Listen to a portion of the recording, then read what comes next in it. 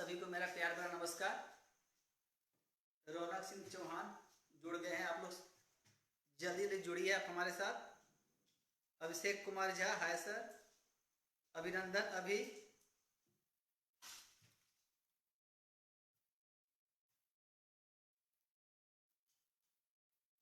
राहुल राज, राहुल जी जुड़ गए। Kumar Himanshu, good evening sir, good evening. Vinod Prajapati ji आ गए हैं और लोग जुड़े। 29 लोग अब तक लाइव आ चुके हैं।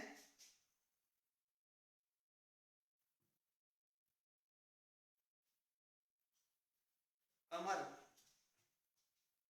जौहर परवेज जी आ गए हैं। चंदन कुमार यादव भी जुड़ गए हैं। प्रिया चौरसिया भी जुड़ गई हैं।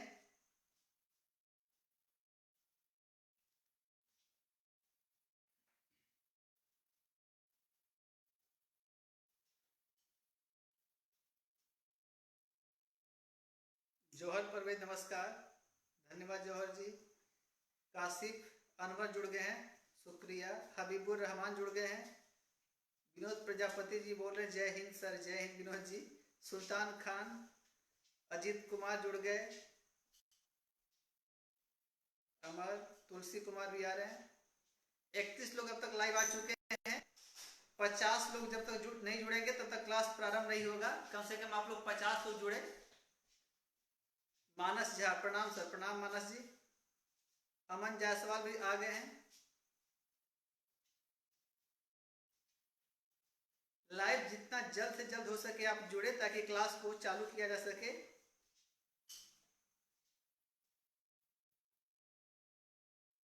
आशीष कुमार, रमेश गुप्ता भी जुड़ गए हैं केशवपुर से। गणित जी भी जुड़ गए हैं।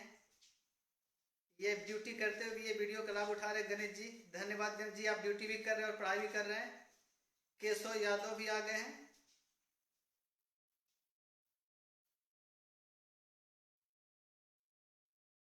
Ashish ji good evening.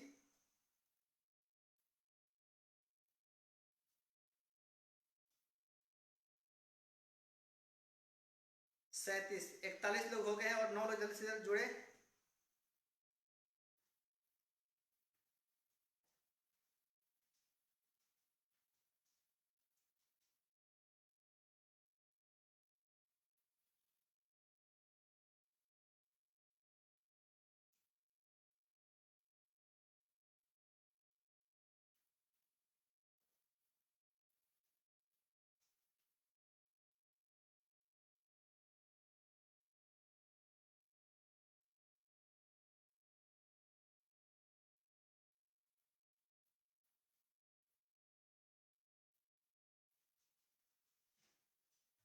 और 48 लोग जुड़ चुके हैं अब तक और 2 लोगों की कमी है।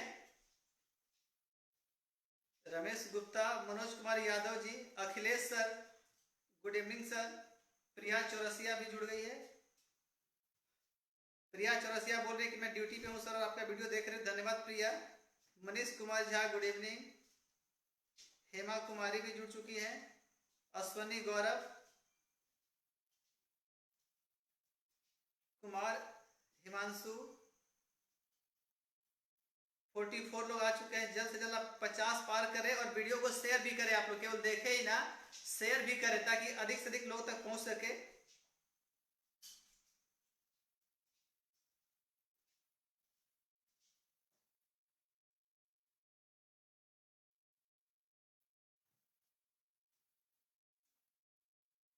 Forty six. Soni Kumari good evening. Raman Kumar जय हिंद सर, ये भी ड्यूटी कर रहे हैं और पढ़ाई भी कर रहे हैं। जैसा कि मैंने कल भी आपको बोला था कि इस लॉकडाउन में हमें अपने घरों में लॉक तो रहना है, लेकिन अपनी उम्मीदों को कभी डाउन नहीं करना है। हमें जहां भी रहे इस वीडियो का लाभ उठाए और पढ़ाई करें। अश्वनी दास भी जुड़ गए हैं।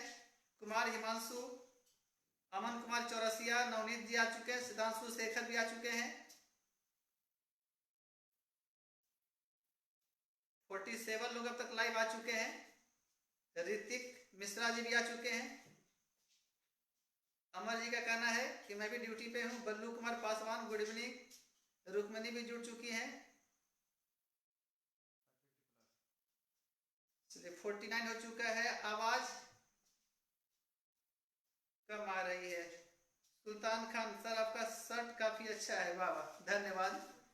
शर्ट पे ध्यान ना दे, पढ़ाई पे ध्यान दे तो ज्यादा अच्छा लगेगा सुल्तान जी। चलिए 50 पार है, अब वीडियो को स्टार्ट किया जाए। जैसा कि आज आपके सामने मैंने पहले से कुछ तारीखें लिख रखी है ताकि समय को बचाया जा सके, और जैसा कि आप ऊपर देख सकते हैं कि हिस्ट्री ऑफ द डे लिखा हुआ है। आज की तारीख है 18 अप्रैल 2020, यानी कि 18 अप्रैल 2020 के तारीख में आज 7 प्रमुख तारीखों का मैंने जिक्र किया है, जिसे मैंने क्रमबद्ध तरीके से लिख रखा है ताकि समय को बचाया जा सके। जिसमें सबसे पहला है कि आज कौन सी तारीख है, तो आज है विश्व विरासत दिवस। दूसरा, आइंस्टीन साहब की पुण्यतिथि, आज ही के दिन 1955 में आइंस्टीन साहब की मृत्यु हो गई थी, तो आज उनकी पुण्यतिथि भी है। तीसरे, डॉक्टर डीके कर्वे, शायद आप इनके बारे में बहुत कम जानते होंगे, लेकिन महिलाओं के उत्थान के लिए इन्होंने बहुत बड़ा काम किया था, और भारत में जो सबसे पहला महिला विश्वविद्यालय स्थापित किया गया था यदि, तो इनके द्वारा ही किया गया था 1916 में, मुंबई में किया गया था, डॉक्टर डीके कर्वे के द्वारा। इनकी आज जयंती है, 1858 में इनका जन्म हुआ था। तीसरी प्रमुख घटना आज की है, चौथी प्रमुख घटना आज की है, तात्या टोपे की पुण्यतिथि है आज।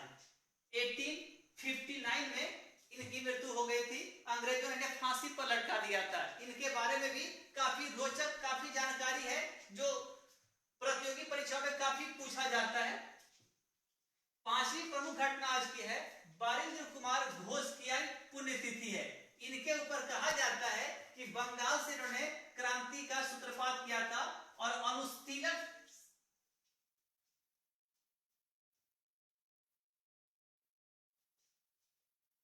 इन्होंने अनुशीलन समिति का गठन किया था।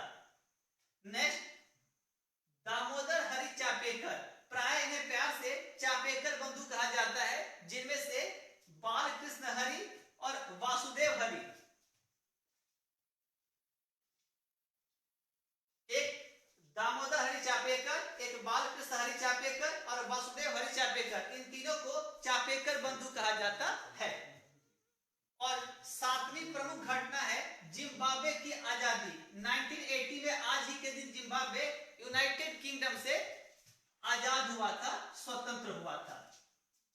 इन सारे प्रमुख घटनाओं को, ये आज के दिन की प्रमुख घटना है। अब इनके सारे हमें कैसे अपने पढ़ाई को रोचक बनाना है, क्योंकि आप सोचेंगे कि यदि मैं 1 घंटे की क्लास में आपके परीक्षाओं को मैं क्रैक करवा दूंगा, तो ऐसा पॉसिबल नहीं है।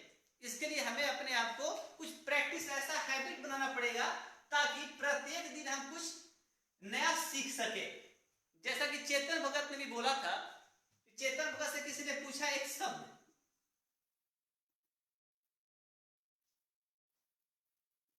कि अचीवमेंट क्या होता है, तो चेतन भगत ने समझाया था कि अचीवमेंट वह है जो आप अपनी औकात से बाहर कुछ भी करते हैं और कुछ भी नया सीखते हैं, वही आपके लिए अचीवमेंट है।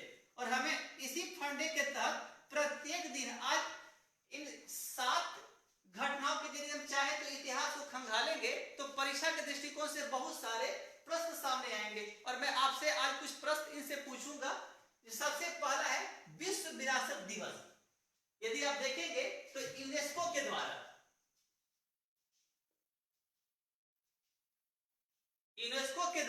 विश्व विरासत दिवस मनाया जाता है। तो आप चाहेंगे तो यूनेस्को के ऊपर आप जानकारी इकट्ठा कर सकते हैं, जो परीक्षा में काफी पूछा जाता है। यूनेस्को की स्थापना कब हुई, यूनेस्को का मुख्यालय कहां है, यूनेस्को के वर्तमान प्रमुख का नाम आंद्रे एजोले है, जो काफी अभी प्रतियोगी परीक्षा में खूब पूछा जा रहा है। और कोई ऐसा देश है जो यूनेस्को से अभी हाल फिलहाल बाहर हुआ है।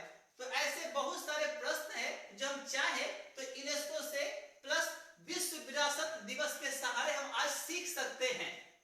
विश्व विरासत दिवस के ऊपर एक बार बीपीएससी में सवाल पूछा गया था कि भारत का वह कौन कौन सा प्रमुख स्थल है जिसे विश्व विरासत सूची में पहली बार शामिल किया गया था।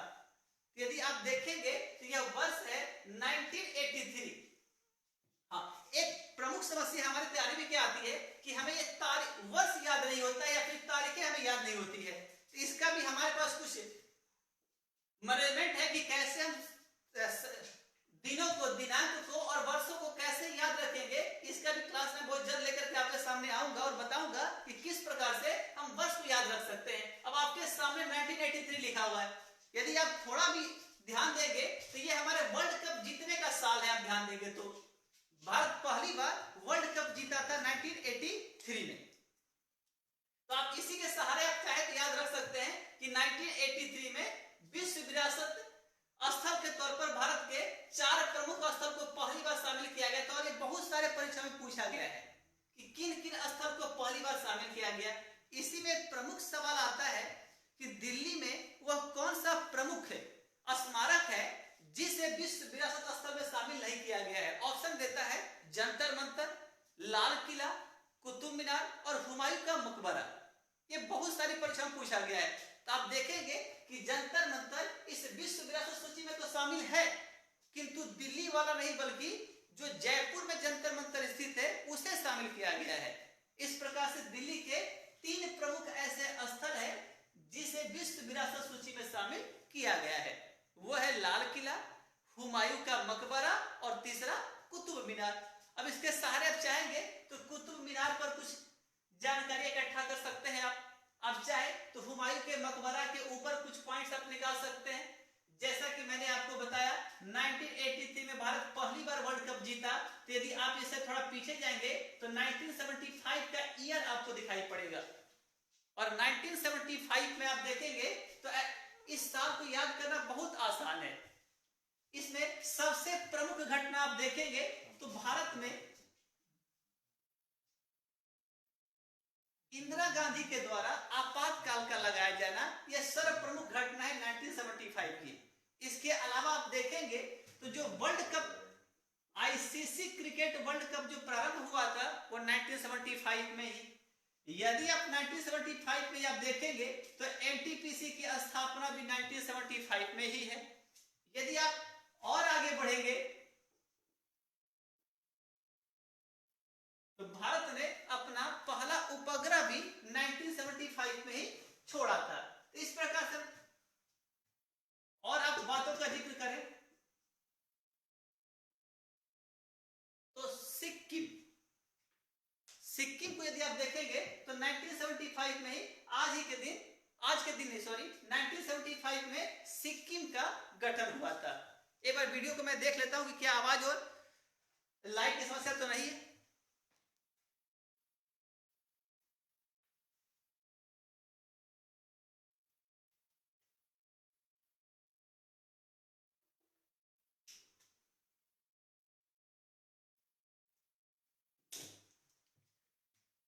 साउंड के लिए देख लें।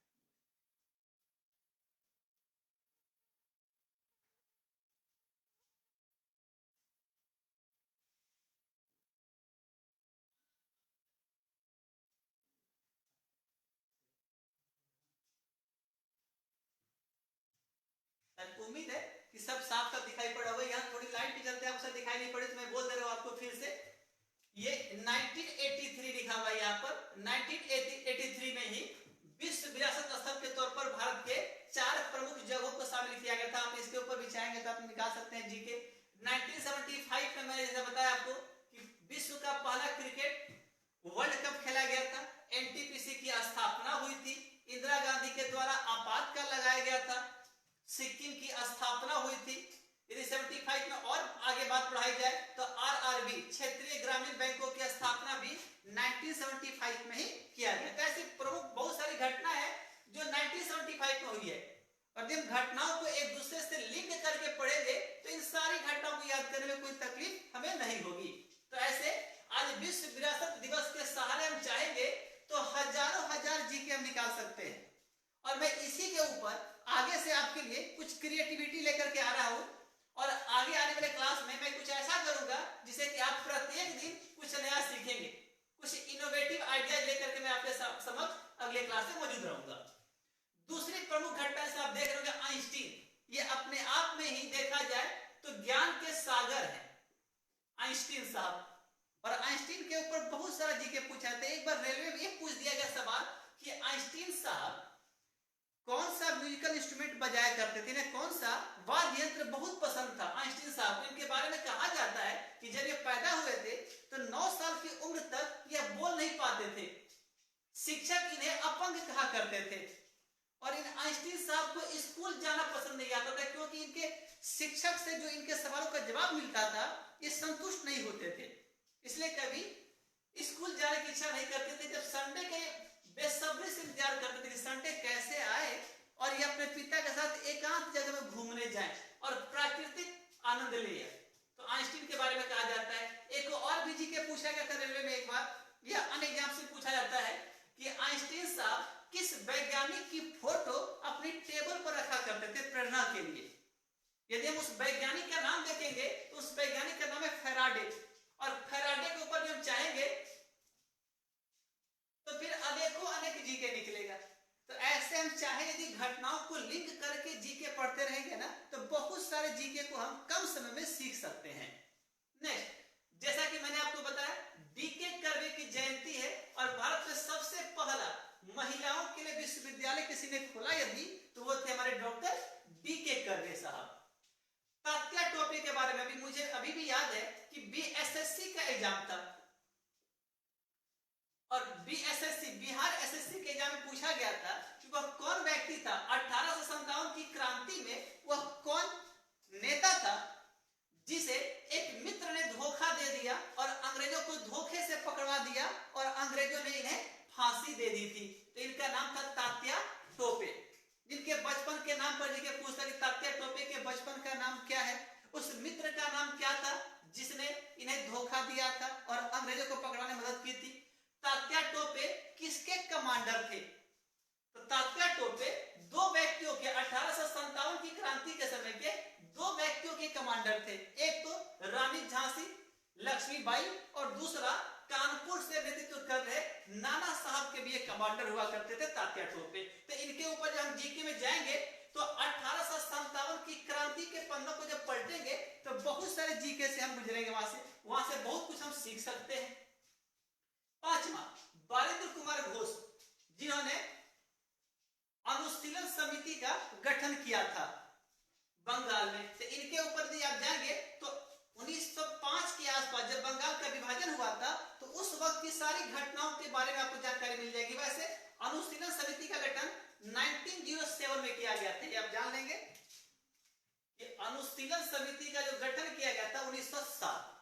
अब यदि हम 1907 की घटना को याद करना चाहें तो आपको याद होगा कि सूरत में कांग्रेस की बैठक हो रही थी और इसी बैठक में कांग्रेस दो धड़ों में बट गई थी, गरम दल और नरम दल में। इसी 1907 में अनुशीलन समिति का गठन बालेंद्र कुमार घोष ने किया था। नेक्स्ट, दामोदर हरि चापेकर, ये चापेकर बंधु के नाम से प्रसिद्ध है और इनके ऊपर सवाल आता है कि इन्होंने एक डिस्ट्रिक्ट कलेक्टर की हत्या कर दी थी, उसका नाम क्या था? तो उसका नाम था रैंड, उसी की इनने हत्या कर दी थी। जिम्बाब्वे, अब आप पूछेंगे कि जिम्बाब्वे की आजादी, तो ऐसे हम कितने देशों की आजादी याद करेंगे? हमें यह याद नहीं रखना है कि जिम्बाब्वे आजाद कब हुआ, यह बिल्कुल नहीं पूछेगा, बहुत ही रेयर पूछता है। तो हमें याद क्या करना है? तो बस इस घटना के सहारे हमें केवल यह याद रखना है कि जिम्बाब्वे की राजधानी कहां है। यदि यह याद हो गया कि 1980 में जिम्बाब्वे आजाद हुआ तो ठीक है, यदि नहीं हुआ तो इसी 1980 के जरिए हम चाहेंगे तो एक घटना याद रख सकते हैं। क्या घटना है? तो 1983 में आईजी लिखा जाएगा आपको। अब पूछेंगे आईजी का क्या मतलब? तो आईजी का मतलब आप यदि नहीं जानते होंगे तो आपसे एक सवाल पूछते हैं।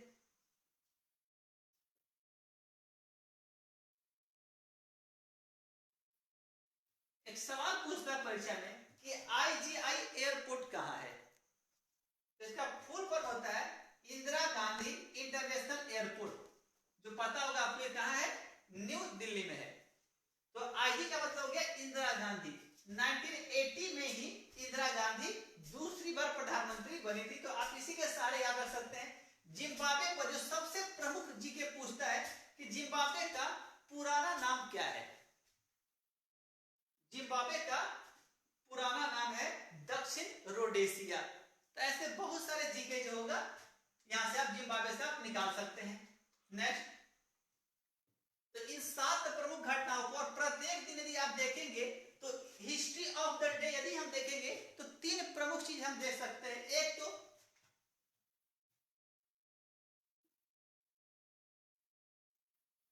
कि आज किसकी जयंती है, उनसे यदि कोई भी घटना ऐसा जुड़ा हुआ है, ऐसा नहीं कि जयंती तो बहुतों की होगी, हमें केवल उन प्रमुख व्यक्तियों की जयंती को देखना है जो हमारे लिए इंपॉर्टेंट हो।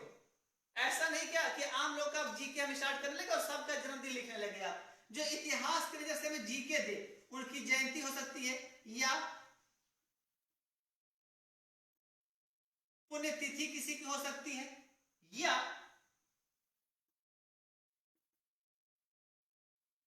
कोई प्रमुख घटना कब आज की तारीख में हो सकता है।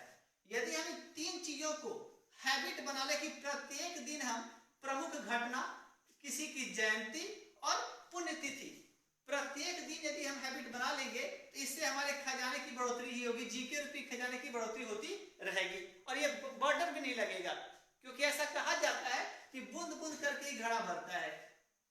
और कोई भी आम बच्चा तैयारी करता होगा तो मिनिमम 6 मंथ से लेकर के उसे 1 ईयर लग जाता है तैयारी करने में। तो यदि हम 1 साल का टारगेट ये सेट कर लें 1 ईयर का, कि 1 साल में हम इन 3 प्रमुख घटनाओं के बारे में प्रत्येक दिन ऐसा काम करेंगे, प्रत्येक दिन एक अचीवमेंट यही करना है, हमें प्रत्येक दिन लक्ष्य बना लेना है, इन 3 चीजों को सीखना है। तो यदि ऐसा होगा तो जिस भी व्यक्ति की जयंती होगी यदि, तो उस साल कभी ना कभी पुण्यतिथि जरूर आएगी। जैसे आज हम पढ़ रहे कि आइंस्टीन साहब का आज के दिन क्या होता है, पुण्यतिथि मना रहे हैं। तो यदि आप देखेंगे, आप जाएंगे तो 14 मार्च का समय आएगा, 14 मार्च याद होगा। तो इससे एक दिन आगे 15 मार्च को विश्व उपभोक्ता अधिकार दिवस मनाया जाता है। तो जब 14 मार्च आएगा तो 14 मार्च को आइंस्टीन साहब की जयंती मनाई जाती है। तो फिर हम आइंस्टीन साहब को 14 मार्च को भी पढ़ेंगे और एक बार आइंस्टीन साहब को हम 18 अप्रैल को भी पढ़ेंगे। तो साल में जब 2 बार आइंस्टीन साहब के ऊपर पढ़ा जाएगा तो इनसे जुड़े हुए सारे सवाल तैयार हो जाएंगे। सापेक्षता का सिद्धांत आइंस्टीन साहब ने दिया था। इन्हें नोबेल पुरस्कार कब दिया, बहुत बार पूछा जाता है, जिसका साल है 1921। यदि 21 आपसे याद नहीं हो सके तो आप याद रखेंगे कि असहयोग आंदोलन का ये दौर है और 1921 में ही आपको याद होगा तो मोपला विद्रोह भी 1921 में ही हुआ था। यदि और जीके में हम अंदर और जाएंगे यदि 1921 में, तो इंडिया गेट 1921 में इंडिया गेट बनना स्टार्ट हुआ था और 10 साल के बाद 1931 में इंडिया गेट बनकर तैयार हो गया था। तो ऐसे करके हम बहुत सारे जीके को याद कर सकते हैं। तो हर व्यक्ति का एक बार जयंती और एक बार पुण्यतिथि, साल में 2 बार हम पढ़ेंगे तो आपको याद आ जाएगा। आपको जैसा कि कल मैंने आपको एक होमवर्क दिया था और अश्विनी जी ने सही आंसर बताया था। कल का सवाल था आपका कि जब पुर्तगाली भारत आए थे तो पुर्तगाली के भारत आगमन के समय दिल्ली पर शासन किसका था? तो उस वक्त दिल्ली पर शासन था लोधी वंश का। और यदि लोधी वंश के शासकों में बात की जाए तो लोधी वंश के शासक थे उस वक्त सिकंदर लोधी। लोधी वंश आप जैसा पढ़ेंगे तो केवल 3 ही शासक होंगे, एक बहलोल लोधी, एक सिकंदर लोधी और एक इब्राहिम लोधी। इन तीनों ही लोधियों में सिकंदर लोधी सबसे महान शासक माना जाता है। और ऐसा माना जाता है इसने 1504 ईस्वी में आगरा शहर की स्थापना की थी और 2 वर्षों के बाद 1506 ईस्वी में इसने आगरा को अपनी राजधानी बनाई थी। तो पुर्तगालियों के भारत आगमन के समय दिल्ली पर किसका शासन था? सिकंदर लोधी का। तो आज के लिए आपका जो जीके होगा, जो होमवर्क रहेगा, जो आप ढूंढेंगे, ये होमवर्क है कि आइंस्टीन साहब को एक बार किसी देश ने ऑफर दिया था कि आप अपने यहाँ, आप मेरे यहाँ राष्ट्रपति बन जाइए। आपको उस देश का नाम बताना है कि किस देश ने आइंस्टीन साहब को राष्ट्रपति बनने का ऑफर दिया था और आइंस्टीन साहब ने उसको ठुकरा दिया था। कभी कभार सवाल पूछ लेता है कि आइंस्टीन साहब का संबंध किस देश से है। तो आपको ऐसे घटना को याद रखना है कि एक बार हिटलर ने आइंस्टीन साहब को मिलने के लिए बुलाया था, निमंत्रण दिया था और ऐसा सुन आइंस्टीन साहब जर्मनी छोड़ करके भाग गए थे, क्योंकि उन्हें यह डर था कि पता उस चेक करने के चक्कर में कहीं मेरा दिमाग ही ना खोल के चेक करने लगे, उस डर से वो जर्मनी छोड़कर के भाग गए थे आइंस्टीन साहब। अब आप यदि पूछेंगे इस घटना से क्या फायदा मिलेगा, तो घटना से दो फायदा आपको मिल जाएगा। ये नहीं पूछेगा कि हिटलर ने उनको बुलाया था तो कब बुलाया था, क्यों बुलाया था, ये नहीं पूछेगा। केवल हमें यह याद रखना है कि हिटलर सबको याद रहता है कि हिटलर कहां का तानाशाह था, तो हिटलर जर्मनी का तानाशाह था। तो आइंस्टीन का संबंध किस देश से है, तो जर्मनी से हो जाएगा।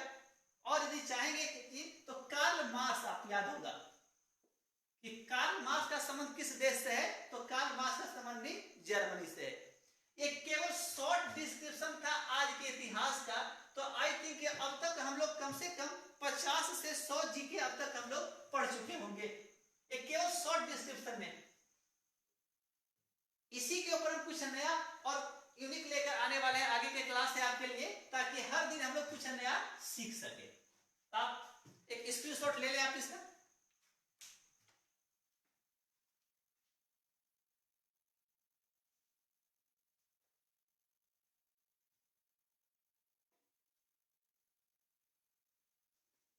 चलिए अब इसको मिटा देते हैं।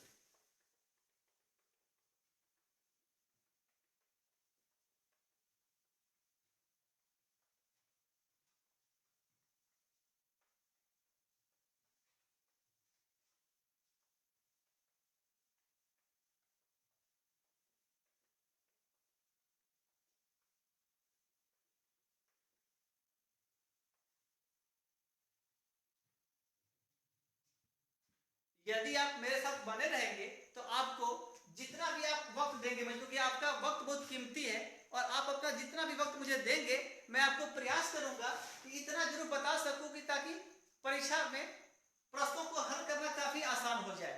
लेकिन आपसे गुजारिश और एक रिक्वेस्ट होगी कि यदि आप ऐसा सोच रहे होंगे कि हमारे 1 घंटे या आधे घंटे की पढ़ाई से आप एग्जाम क्रैक कर लेंगे, तो ऐसा संभव है नहीं। मैं क्या, विश्व का कोई भी शिक्षक आपको ऐसा नहीं करा सकता कि केवल शिक्षक की पढ़ाई से आप एग्जाम क्रैक कर लें। तो आपसे गुजारिश और रिक्वेस्ट होगा कि जो भी आज पढ़ाया जाता है, आज ही जाकर यदि आप उसे एक बार रिव्यू कर लेंगे, एक बार देख लेंगे, तो शायद आपको तब बेनिफिट मिलेगा। क्योंकि केवल मेरे 1 घंटे के पढ़ाई से आपको कुछ भी नहीं होने वाला है। मैं केवल आपको गाइड करूंगा कि कैसे पढ़ना है, ताकि लॉकडाउन में जब घर बैठे हो तो आपकी जोश और उम्मीदें हैं वो डाउन ना हो आपकी। इसलिए मैं आपके सामने क्लास लेकर उपस्थित हूं। अब हम लोग टॉपिक में चलेंगे। तो हमारा टॉपिक चल रहा था, वो था पॉलिटी। और इस पॉलिटी में भी जो हमारा मूल टॉपिक था वह था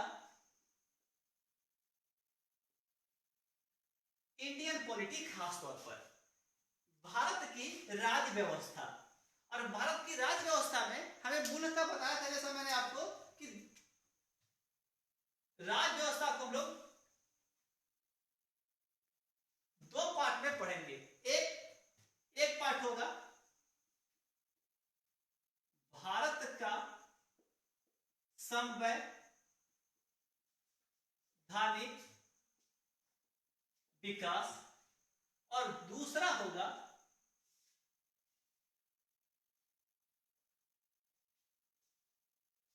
भारत का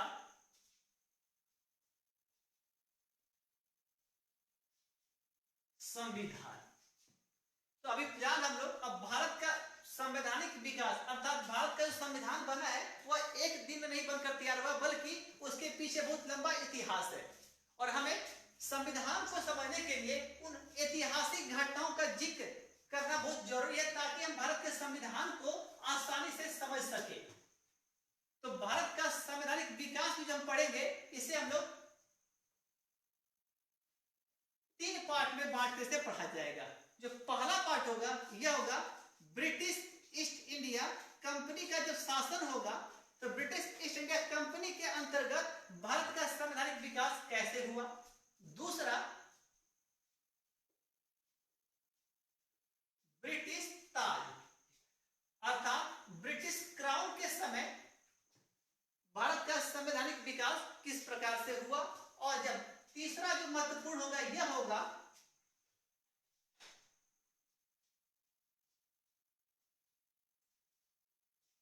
विभाजित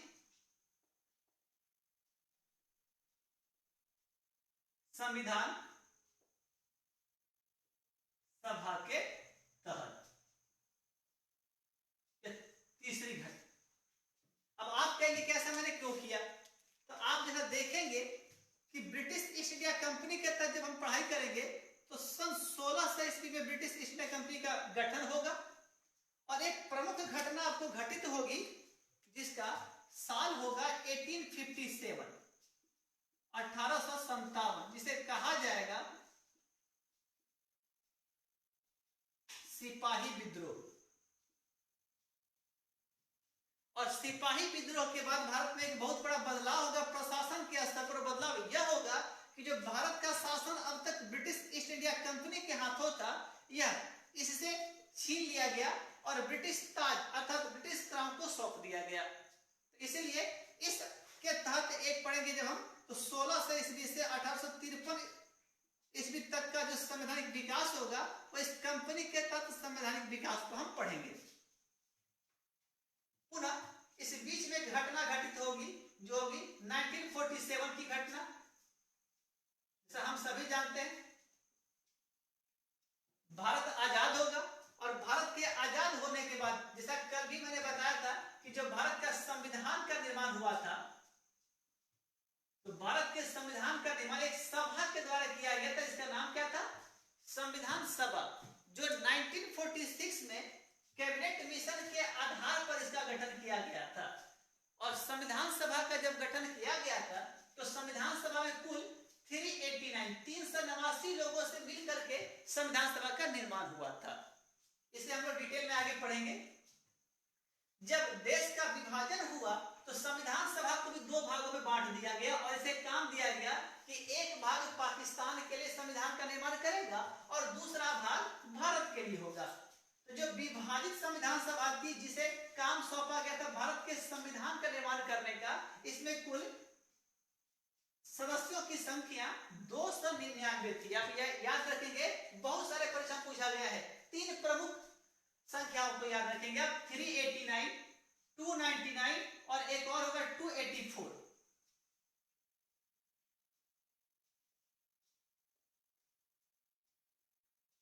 जनवरी 1950 को संविधान सभा की जब आखिरी बैठक होगी तो उस दिन संविधान पर कितने लोग का हस्ताक्षर होगा यदि पूछे तो 284। भारत की आजादी के बाद जो विभाजित संविधान सभा बची थी उसमें मेंबर की संख्या पूछा जाए तो 299 और मूल संविधान सभा में पूछी जाए संख्या कितनी थी सदस्यों की तो आप बताएंगे 389। ये तीनों ही संख्या बहुत ही महत्वपूर्ण है परीक्षा के दृष्टिकोण से। वैसे तो मैंने आपको बता दिया है कि मैं उतना ही पढ़ाऊंगा जो परीक्षा के दृष्टिकोण से महत्वपूर्ण रहेगा, क्योंकि समय बहुत ही कम है और आपका समय काफी कीमती है। तो प्रयास मेरा ही रहेगा कि परीक्षा के दृष्टिकोण से ही शब्दों को रखा जाए। तो हम लोग सबसे पहले स्टार्ट करेंगे कि भारत का जो संवैधानिक विकास हुआ वो ब्रिटिश ईस्ट इंडिया कंपनी के तहत किस प्रकार से होगा। तो आप एक स्क्रीनशॉट ले लें।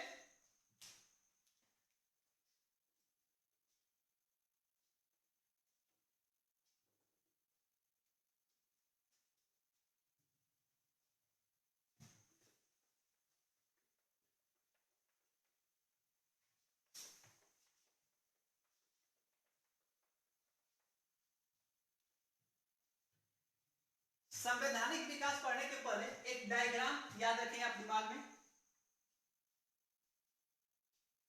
ये दक्षिण भारत का डायग्राम है, चित्र है। और दक्षिण भारत में कभी बताया था कि एक स्थान यह, एक यह और एक यह, ये तीन ऐसे जगह होंगे जहां अंग्रेज पहली बार आएंगे और अपना अड्डा बनाएंगे। इन तीन में जो पहला होगा इसे बंबई, इस पर भी जीके पूछा गया है कि बंबई को कब मुंबई किया गया। दूसरा होगा जिसे बंगाल कहा जाता था और तीसरा था मद्रास।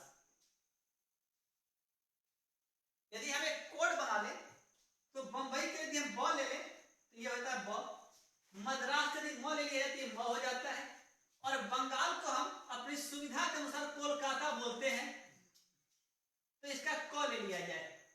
एक हमारे पास एक ट्रिक बन के तैयार होता है बमक।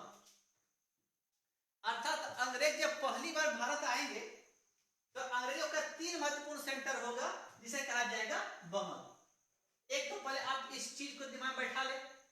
दूसरी बात, जैसा कि कल भी हम लोगों ने जिक्र किया था कि ब्रिटिश ईस्ट इंडिया कंपनी का गठन 1600 ईस्वी में हुआ था। आप समझेंगे कि कंपनी का क्या मतलब है। ब्रिटिश अर्थात यह ब्रिटेन की कंपनी थी। ईस्ट और इंडिया का मतलब समझाया था कि ईस्ट मतलब पूर्वी पूरब होता है और इंडिया का मतलब तो भारत होता ही है। तो पूर्वी देशों और भारत के साथ व्यापार करने के लिए इंग्लैंड की रानी ने, और रानी का नाम आपको बताया था मैंने, रानी का नाम था एलिजाबेथ प्रथम। एलिजाबेथ प्रथम ने एक कंपनी बनाई 1600 ईस्वी में, और इस कंपनी को याद रखेंगे एलिजाबेथ के द्वारा कंपनी बनाई गई। और कंपनी को कहां भेजा गया, तो पूर्वी देश, और खास तौर पर मान लेते हैं क्योंकि मैं भारत के बारे में पढ़ना है तो ये भारत है। अर्थात एलिजाबेथ के द्वारा एक कंपनी बनाई गई और यह कंपनी भारत आई। अब यहां मेन मुद्दा था कि कंपनी जो बनाई गई थी किस लिए, तो कंपनी बनाई गई थी व्यापार करने के लिए। तो इस कंपनी का काम था केवल व्यापार करना। और एलिजाबेथ जब कंपनी का निर्माण कर रही थी तो कंपनी को एक पावर दी थी जिसे कहा जाता है एकाधिकार।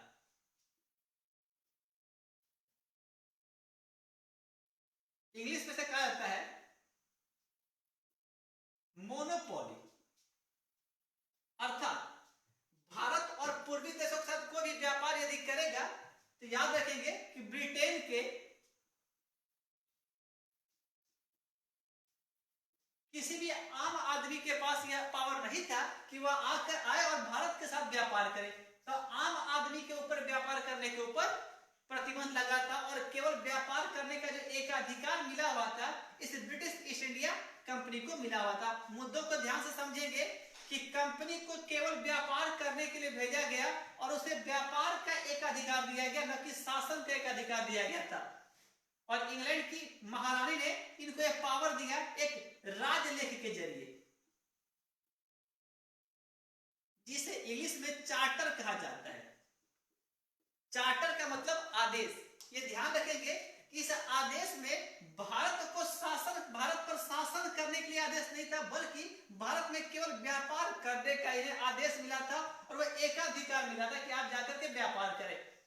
किंतु यह एक रोचक बात आप समझ लेंगे, कभी हम ट्रेन में जब सफर करते हैं तो ट्रेन में जब सीट नहीं होती है हमें, तो हम पास वाले यात्री से बोलते हैं कि भाई साहब थोड़ा सा हमें बैठने का जगह देंगे आप। जब भाई साहब आपको बैठने का जगह दे देते थोड़ा सा, तो थोड़े ही वक्त में धीरे धीरे हम अपनी जगह ऐसे बना लेते हैं कि भाई साहब को सीट से नीचे उतार देते हैं और हम खुद पूरा का पूरा सीट अपने कब्जे में कर लेते हैं। ठीक यही वाकया हुआ था इस कंपनी के द्वारा। जब कंपनी का गठन किया गया 1600 ईस्वी में, तो आपको बताया था कि 1600 ईस्वी में उस वक्त जो शासक थे यहाँ का अकबर का शासन था, और अकबर के पुत्र का नाम था जहांगीर। तो जहांगीर से अंग्रेजों ने परमिशन लिया कि सर हम आपके यहाँ व्यापार करना चाहते हैं, उसके लिए जो भी होगा हम आपको टैक्स दे दिया करेंगे। तो एक केवल व्यापारी बन करके आए थे, लेकिन भारत में खासतौर पर इस बंगाल का जो आंतरिक कलह रहा, इस आंतरिक कलह ने, या कह सकते हैं आप कि गृह युद्ध ने अंग्रेजों को भारत में पैर पसारने का मौका दे दिया। और जो कंपनी भारत में व्यापार कर रही थी, यह व्यापार करते करते धीरे धीरे यह भारत में प्रशासन करने लगी। आप ध्यान रखेंगे कि एलिजाबेथ ने व्यापारिक एकाधिकार दिया, किंतु ये अब व्यापारी से क्या बन बैठे थे, प्रशासन। और जो इस कंपनी का जो मुखिया हुआ करता था, तो कंपनी का मुखिया और इसके जो भी मेंबर हुआ करते थे, अब ये इतने मजबूत हो गए, इनका इतना मन बढ़ चुका था यहाँ पर कि अब यह प्रशासन अपनी तरह से चलाने लगे। और इनमें दो खामियां आ गई थी। एक तो खामियां इनकी यह आ चुकी थी कि यह भ्रष्ट हो चुके थे। भ्रष्ट होने का क्या खामिया हुआ कि अब घूस लेने लगे। और दूसरा हुआ कि अब ये अपना शासन यहां पर करने लगे, प्रशासन देखने लगे, अर्थात व्यापारी से ये प्रशासक बन बैठे। जब यह खबर इंग्लैंड की महारानी को पड़ी, तब जाकर के एक वक्त आप याद रखेंगे, एक साल आएगा 1773।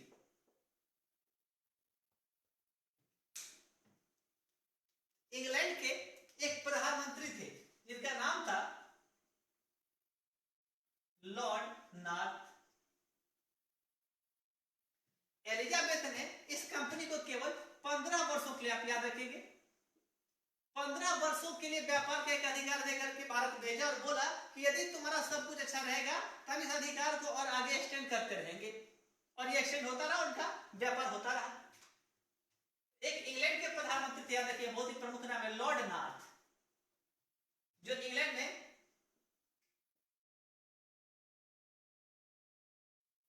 1770 से 82 तक ये इंग्लैंड के प्रधानमंत्री रहे। जब इन्हें कंपनी के बारे में हकीकत जानकारी मिली तो इस लॉर्ड नॉर्थ ने एक समिति बना रखी थी। उस समिति का नाम था गुप्त समिति। याद रखेंगे, बहुत इंपॉर्टेंट है, बीपीएससी में बहुत बार पूछा गया और यूपीएससी पूछा गया है। तो लॉर्ड नॉर्थ ने एक गुप्त समिति बनाई और उसने बोला कि आप कंपनी के ऊपर जब निगरानी रखो कि कंपनी आखिर में भारत में कर क्या रही है। क्योंकि जब हम कंपनी को जब भेजे हुए, आप समझिए, एलिजाबेथ ने कंपनी बनाई, कंपनी को व्यापार के लिए भेजा, तो इन्हें यह उम्मीद थी कि अब व्यापार करेंगे और लाभ रानी के पास पहुंचाएंगे। जब 1773 का वक्त आया था तो उस वक्त अब ये कंपनी के जो मुखिया हुआ करते थे, अब ये क्या करने लगे कि जो भी लाभ होता था ये लाभ अपने पॉकेट में रखने लगे और वहां बैलेंस शीट के तौर पर दिखाने लगे कि कुछ लाभ हो ही नहीं रहा भारत से। जब 1770 में लॉर्ड नॉर्थ जब इंग्लैंड के प्रधानमंत्री बने तो लॉर्ड नॉर्थ को इस बात की भनक लगी और उन्होंने एक समिति बनाई थी, जिसका नाम था गुप्त समिति। और इसी गुप्त समिति ने जब रिपोर्ट दी लॉर्ड नॉर्थ को कि भारत में आखिर में खेल चल क्या रहा है, तो लॉर्ड नॉर्थ काफी अचंभित हो गए थे। और तब जाकर के लॉर्ड नॉर्थ ने ऐसा महसूस किया कि अब इस कंपनी के ऊपर लगाम लगाना बहुत ही जरूरी है। और यही से स्टार्ट होता है भारत के संविधान बनने का पहला स्टेप। और ये साल क्या होगा आपके सामने, तो साल होगा 1773। 1773 वहां से एक एक्ट बनाया जाएगा, इसका नाम रहेगा नॉर्थ इंडिया एक्ट। अब घबराएंगे बिल्कुल भी नहीं, क्योंकि आप सोच रहे होंगे कि 1773 में आया था रेगुलेटिंग एक्ट, तो इसका नाम उल्टा कैसे हो गया। तो चूंकि लॉर्ड नॉर्थ के ही सुझाव पर अधिनियम लाया गया था, तो इसलिए कभी कभी इसे हम नॉर्थ इंडिया एक्ट भी कहते हैं, बट आमतौर पर इसे जाना जाता है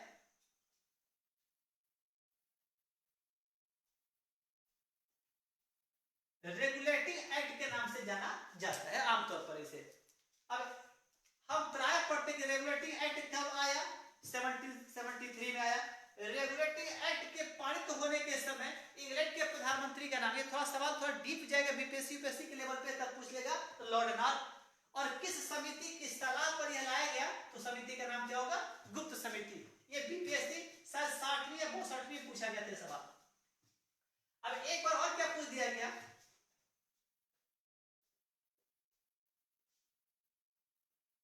नियंत्रणकारी अधिनियम। नियंत्रणकारी अधिनियम किस वर्ष पारित हुआ। तो बच्चे काफी परीक्षा में घबरा गए थे कि इसका जवाब क्या होगा। एक्चुअली देखा जाए तो रेगुलेटिंग जो मूल वर्ड बना हुआ है यह रेगुलेट से बना हुआ है। और रेगुलेट सिलेंडर में भी लगा हुआ रहता है, इसका मतलब होता है कंट्रोल करना या नियंत्रण करना। इसलिए रेगुलेटिंग एक्ट का हिंदी नाम होगा नियंत्रणकारी अधिनियम। तो 1773 के अधिनियम में याद रखेंगे आप, इसका 3 नाम होगा, नॉर्थ इंडिया एक्ट या रेगुलेटिंग एक्ट, या इसी को कहा जाएगा नियंत्रणकारी अधिनियम। यह इंग्लैंड की संसद में 1773 में पारित होगा। यदि यह साल याद ना हो तो आप याद रखिए 3 साल बाद, 1773 के 3 साल बाद 1776 दो प्रमुख घटना होगी, याद रखेंगे आप। एक तो यूएसए, तारीख होगा 4 जुलाई। 4 जुलाई 1776 को याद रखिएगा कि अमेरिका अपने आप को आजाद घोषित कर दिया था। और 1776 में याद रखेंगे एक व्यक्ति का नाम था एडम स्मिथ। एडम स्मिथ ने एक पुस्तक लिखी थी जिसका नाम था वेल्थ ऑफ नेशंस। वैसे यह बहुत ही छोटा नाम, पूरा नाम था an inquiry into the nature and causes of wealth of nations. तो कॉम्पिटिटिव एग्जाम में केवल इतना ही पूछेगा कि वेल्थ ऑफ नेशंस नामक पुस्तक किसके द्वारा लिखी गई है? एडम स्मिथ के द्वारा लिखी गई है। और यह कब प्रकाशित हुई थी? 1776 में। और यहीं से याद रखेंगे एक सब्जेक्ट है इकोनॉमिक्स, हिंदी में अर्थशास्त्र। इस अर्थशास्त्र का जन्म हुआ था। आप रेगुलेटरी एक्ट के सारे दो और घटनाओं के पास पहुंच सकते हैं। 1776 में क्या हुआ? तो अमेरिका अपने आप को 4 जुलाई, 4 जुलाई बहुत ही महत्वपूर्ण है, फिर चाहेंगे तो उस 4 जुलाई को भी लिंक कर सकते हैं। किसके साथ? तो 4 जुलाई को दो घटनाओं के साथ हम लिंक कर सकते हैं। एक विवेकानंद के साथ लिंक कर सकते हैं 4 जुलाई को। दूसरा 4 जुलाई के दिन ही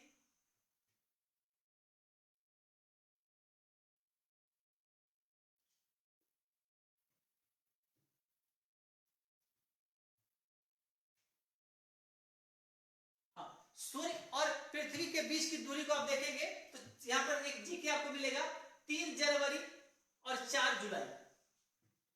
तो 3 जनवरी को आप देखेंगे तो 3 जनवरी को सूरज पृथ्वी के काफी निकट आएगा। 3 जनवरी को, और जब सूरज पृथ्वी के काफी निकट आता है तो उसे कहा जाता है उपसौर। और 4 जुलाई को देखेंगे तो 4 जुलाई को कहा जाता है अपसौर। 3 जनवरी और 4 जुलाई, 4 जुलाई को सूर्य पृथ्वी से काफी दूर हो जाता है, याद रखिएगा आप यहां पे, ये दूर होता है और इसमें निकट होता है। जब सूर्य और पृथ्वी के बीच की दूरी सर्वाधिक होती है तो वह 4 जुलाई को होती है और उसे अपसौर कहा जाता है। यदि इंग्लिश में देखा जाए तो इसी को एफेलियन कहा जाता है, इसे एफेलियन कहा जाता है। और उपसौर को पेरिहेलियन के नाम से जाना जाता है। तो 4 जुलाई से दो घटनाओं का एक जिक्र हो गया, एक अपसौर और दूसरा विवेकानंद की मृत्यु। साल होगा 39 वर्ष की अवस्था में 1902।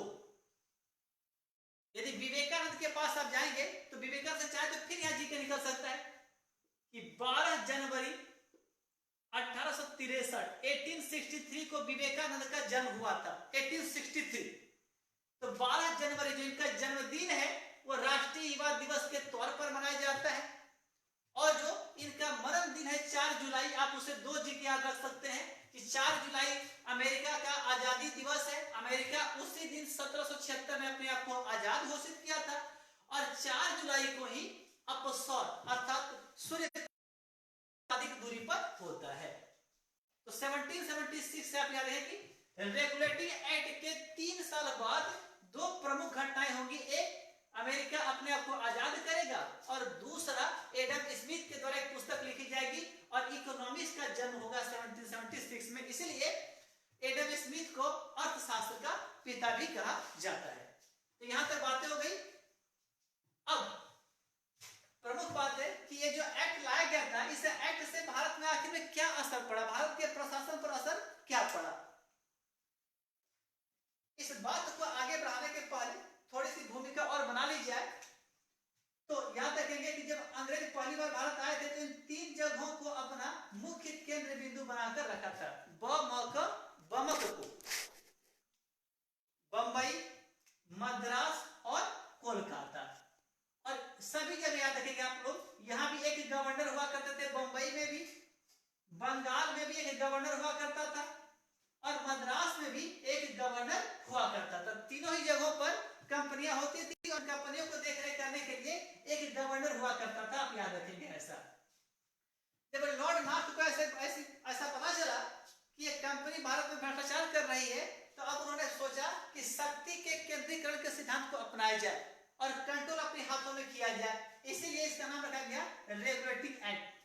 रेगुलेटरी एक्ट में जो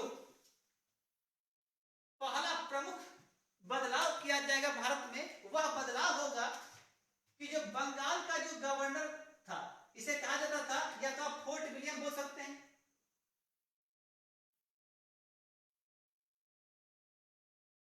इसे आप फोर्ट विलियम भी कह सकते हैं और बंगाल का गवर्नर भी कह सकते हैं।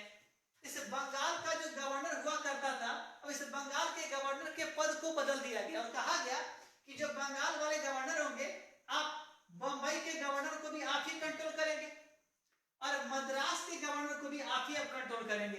अर्थात आपका काम केवल बंगाल तक सीमित नहीं होगा, बल्कि अब आपका दायरा बढ़ा दिया जाता है और आप गवर्नर हैं तो आपको 2 गवर्नरों को और संभालना पड़ेगा। तो सबसे पहला जो प्रमुख काम किया गया इस रेवोल्यूटरी एक्ट के जरिए वो किया गया, गवर्नर ऑफ बंगाल, जीओ भी लिख लेते हैं। तो गवर्नर ऑफ बंगाल के पद को समाप्त कर दिया गया, क्योंकि इनका ओहदा अब बढ़ चुका था और इसका नाम कर दिया गया governor general of Bengal.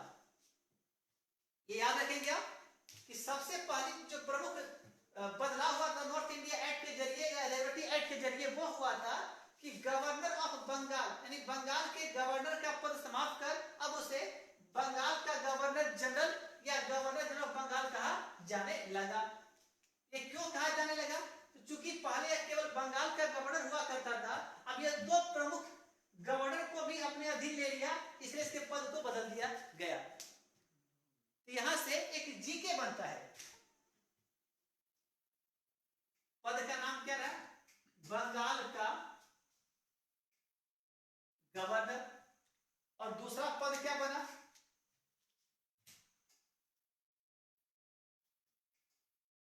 Bengal का गवर्नर जनरल। याद रखेंगे एक्चुअली केवल पद के नाम को बदला गया और कुछ किया नहीं गया, और शक्ति बंगाल के गवर्नर की शक्ति को बढ़ा दिया गया। और जब सारी घटना घटित हो रही थी तो उस वक्त बंगाल के नवाब का नाम था वारेन हेस्टिंग्स, जो 1772 से लेकर के 1785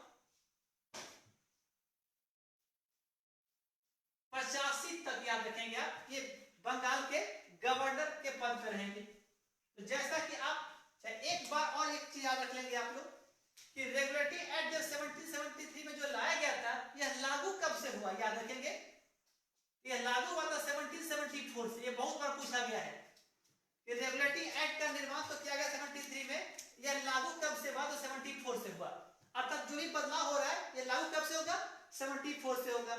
तो इस तरह से वारेन हेस्टिंग्स आप देख रहे होंगे कि 72 से 85 तक के पद तक रहे। तो जो इनका 2 कार्यकाल बनता है 1772 से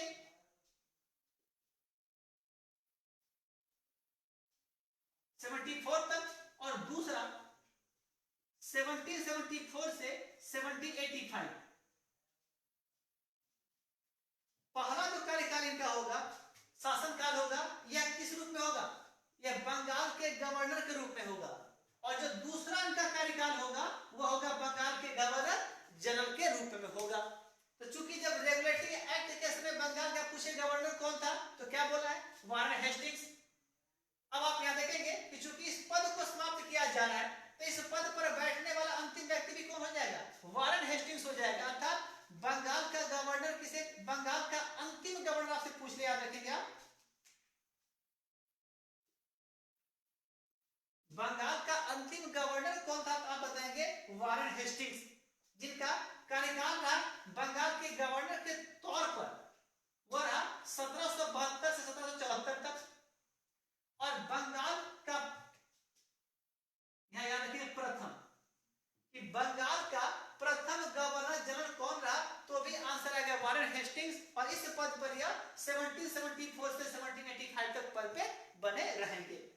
यह पहला प्रमुख बदलाव किया गया रेगुलेटरी एक्ट के माध्यम से। अब यहां पर एक जी और पूछ लेगा कि बंगाल का यह अंतिम गवर्नर है, तो बंगाल का प्रथम गवर्नर कौन था? आप थोड़ा सा बैक में जाएंगे,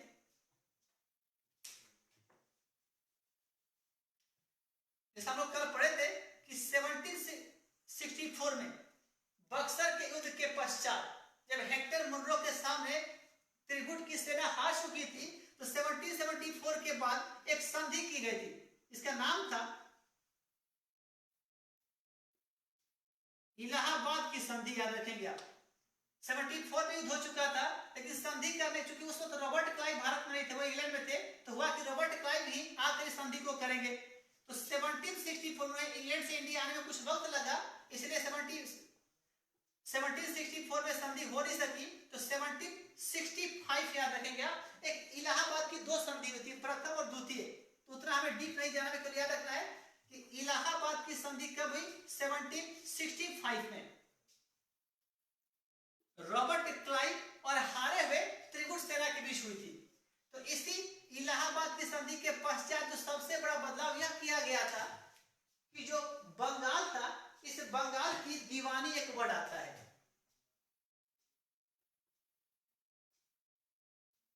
बंगाल की दीवानी। आप याद रखेंगे कि दीवानी का मतलब होता है कर वसूलने का अधिकार। जो बंगाल की दीवानी थी, वह दीवानी अंग्रेजों को मिल गई, अर्थात अब अंग्रेज यहां से कर वसूलना होगा, तो वो काम होगा अंग्रेजों का। इस इलाहाबाद की संधि के पश्चात आप याद रखेंगे कि एक तो बंगाल में शासन, यहाँ पे ध्यान रखें कि बक्सर के युद्ध के बाद से यहाँ के जो भी नवाब थे, उन नवाब को पद से नहीं हटाया गया, बल्कि उन्हें पद पर ही रहने दिया गया। उन्हें बोला गया कि आपका काम होगा कि बंगाल की जनता का सेवा करना। अर्थात सेवा का मतलब हो गया कि यदि बंगाल में जो शासन व्यवस्था देखना होगा, ये आपकी जिम्मेदारी होगी। लोगों को खाना मिल रहा है कि नहीं मिल रहा है, रोटी कपड़ा मिल रहा है कि नहीं मिल रहा है, ये जिम्मेदारी आपकी होगी। और जब कर वसूलना होगा, सेना के ऊपर शासन करना होगा, किसी के साथ युद्ध करना होगा या संधि करना होगा, तो यह हमारे हाथ में रहेगा। इस प्रकार से बंगाल में दो शासन व्यवस्था का सूत्रपात हुआ। एक बंगाल के नवाब के हाथों में दिया गया और दूसरा अंग्रेज अपने पास रखे। और इसी दो प्रकार की शासन व्यवस्था को बंगाल में एक नाम दिया जाता है, इसे कहा जाता है द्वैध शासन।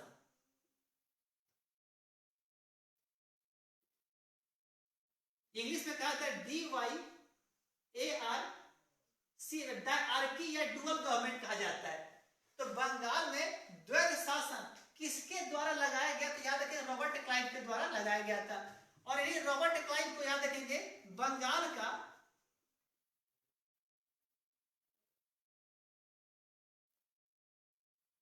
पहला गवर्नर। रॉबर्ट क्लाइव को बंगाल का पहला गवर्नर कहा जाता है, याद रखेंगे। तो इस प्रकार से दो जी के निकल गया कि बंगाल का पहला गवर्नर कौन? तो रॉबर्ट क्लाइव। और बंगाल का अंतिम गवर्नर कौन? Warren Hastings. बंगाल का पहला गवर्नर जनरल कौन? Warren Hastings. तो रॉबर्ट क्लाइव ने 1765 में, आप याद रखेंगे कि बंगाल में एक नई शासन व्यवस्था का सूत्रपात किया था, जिसका नाम था द्वैध शासन, इसे डायआर्की कहा जाता है। यदि थोड़े डीप में जाएंगे तो सवाल पूछता है कि द्वैध शासन का जनक किसे कहा जाता है? आप नाम याद रख लेंगे, लियो कार्टिस को। द्वैध शासन का जनक लियो कार्टिस को कहा जाता है। बहुत बार बीपीएससी और अन्य एग्जाम में पूछा गया है कि द्वैध शासन का जनक कौन था? लियो कार्टिस। बंगाल में द्वैध शासन किसके द्वारा लागू किया गया? रॉबर्ट क्लाइव के द्वारा। बंगाल का पहला गवर्नर कौन था? रॉबर्ट क्लाइव था। और रॉबर्ट क्लाइव ने बंगाल में जिस द्वैध शासन को लगाया था 1765 में, ये 7 वर्षों के बाद, याद रखेंगे आप। तो 65 में आप 7 जोड़ेंगे, प्लस 7 करते हैं दिया, तो साल आता है 1772 का। और 1772 में जब वारेन हेस्टिंग्स बंगाल का गवर्नर बनकर आएगा, तो इससे यह दिखाई पड़ेगा कि द्वैध शासन से भारत में बहुत फर्क नहीं पड़ा। और 1772 में बंगाल का गवर्नर बनते ही यह द्वैध शासन को समाप्त कर देगा। तो दो जी के महत्वपूर्ण हो जाता है। एक, भारत बंगाल में द्वैध शासन किसके द्वारा लागू किया गया? रॉबर्ट क्लाइव के द्वारा। बंगाल से द्वैध शासन को किसके द्वारा हटाया गया? वारेन हेस्टिंग्स के द्वारा। द्वैध शासन का जनक किसे कहा जाता है? लियो कार्टिस। और द्वैध शासन का मतलब क्या होता है? तो एक नवाब के द्वारा शासन और एक अंग्रेजों का शासन। तो रेगुलेटिंग एक्ट में पहला बदलाव यह किया गया कि पदनाम चेंज किया गया। अब दूसरा और प्रमुख बदलाव जो किया गया था इसमें यह कहा गया कि चूंकि अब बंगाल के नवाब के ऊपर जिम्मेदारी बढ़ा दी गई है कि बंगाल के जो नवाब हैं अब उन्हें बंबई और मद्रास भी देखना होगा, तो इनकी सहायता के लिए एक मंत्री परिषद बना दी गई और कहा गया कि जो गवर्नर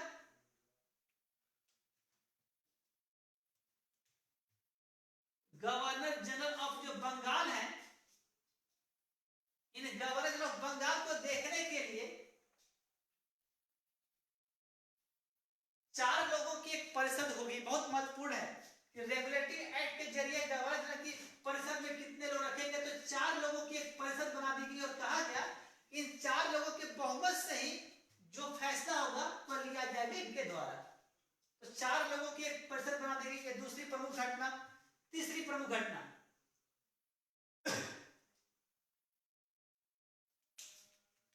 बंगाल में एक सुप्रीम कोर्ट की स्थापना की गई थी, याद रखेंगे। आपसे पूछेगा कि बंगाल में सुप्रीम कोर्ट की स्थापना कब की गई, तो कभी भी 1773 नहीं करना है, क्योंकि पहले ही बता चुके हैं कि 1773 में यह एक्ट लाया गया था। लागू कब किया गया? 1774 में। तो 3 सवाल पूछेगा आपसे। एक, बंगाल में पहली बार सुप्रीम कोर्ट की स्थापना कब की गई? 1774। बंगाल में सुप्रीम कोर्ट की स्थापना किस अधिनियम के पश्चात किया गया? रेगुलेटरी एक्ट के पश्चात। रेगुलेटरी एक्ट कब लाया गया? 1773 में। रेगुलेटरी एक्ट कब पारित हुआ? कब लागू हुआ? 1774 बताना है आपको। अब बंगाल में एक सुप्रीम कोर्ट की जब स्थापना की गई तो सवाल पूछता है कि सुप्रीम कोर्ट के पहले जज मुख्य न्यायाधीश का नाम क्या था? यह बहुत बार पूछा गया है। मुख्य न्यायाधीश बंगाल में रेगुलेटरी एक्ट के पश्चात स्थापित पहले सुप्रीम कोर्ट के मुख्य न्यायाधीश कौन थे? इनका नाम आप याद रखेंगे।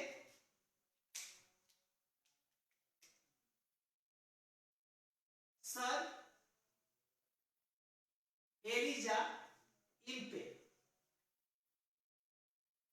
सर एलिजा इम्पे को सुप्रीम कोर्ट का पहला मुख्य न्यायाधीश बनाया गया। ये थोड़ी गहराई में और जाएंगे बीपीएससी के लेवल या यूपीएससी के लेवल पे तो पूछ बैठता है कि सुप्रीम कोर्ट में और कितने न्यायाधीश थे, तो और 3 न्यायाधीश इसमें शामिल थे जिनका नाम था HCL। आप इस कोड के जरिए याद रखेंगे HCL। H से हाइड होगा, C से चैम्बर्स और L से लेमेस्टर। जो कंपनी थी जिसे कि व्यापार करने का एक अधिकार मिला हुआ था, अब कहा गया कि कंपनी के लोगों को जब तक लाइसेंस नहीं मिलता है तो बिना लाइसेंस के कोई भी व्यापार नहीं कर सकता है।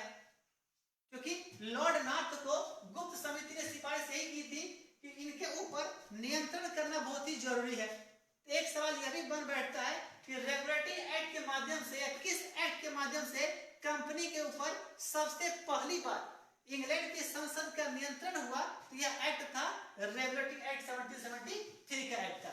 इसी एक्ट के माध्यम से इस कंपनी के ऊपर पहली बार संसदीय नियंत्रण का प्रयास किया गया और कहा गया कि आप लाइसेंस के बिना कोई भी व्यक्ति व्यापार नहीं करेगा, अर्थात आम व्यक्ति को तो व्यापार करने से पहले से रोक लगा हुआ था।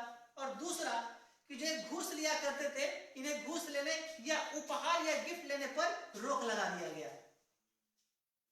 और लास्ट में फिर बोला गया कि चूंकि आपको व्यापार करने के लिए हम अगले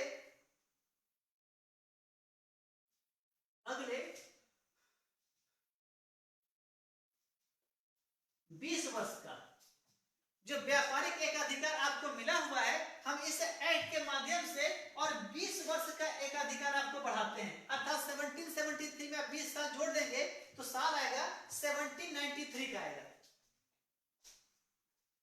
1793 कि आप 1793 तक आप व्यापार कीजिए। यदि आपके क्रियाकलाप सही पाए गए तो पुनः इस एकाधिकार को आगे बढ़ाया जाएगा, नहीं तो आपसे एकाधिकार छीन लिया जाएगा। इस प्रकार से इस रेगुलेटरी एक्ट में इन्हीं प्रमुख बातों की चर्चा की गई थी। एक बार रिपीट फिर से कर दे रहे। इंग्लैंड के पीएम का नाम क्या रहा? Lord north. ये कब से कब रहे? 1770 से 82 तक रहे। इन्होंने एक कमेटी बनाई जिनका नाम क्या रखा गया? गुप्त समिति। इसी गुप्त समिति की सलाह पर नॉर्थ इंडिया एक्ट या रेगुलेटिंग एक्ट या नियंत्रणकारी अधिनियम पारित किया गया 1773 में, और यह एक्ट लागू कब से हुआ? 1774 में।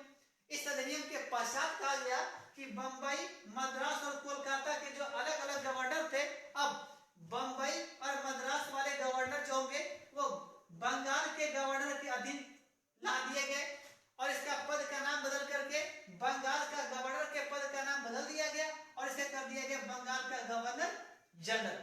और यहाँ से जीके निकलता है कि बंगाल का अंतिम गवर्नर कौन होगा? Warren Hastings. बंगाल का प्रथम गवर्नर जनरल कौन होगा? Warren Hastings. और बंगाल का पहला गवर्नर कौन होगा? Robert Clive. बंगाल में द्वैध शासन की शुरुआत किसके द्वारा की गई? रॉबर्ट क्लाइव के द्वारा।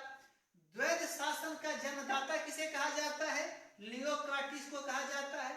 बंगाल में द्वैध शासन की शुरुआत कब हुई? 1765 में हुई।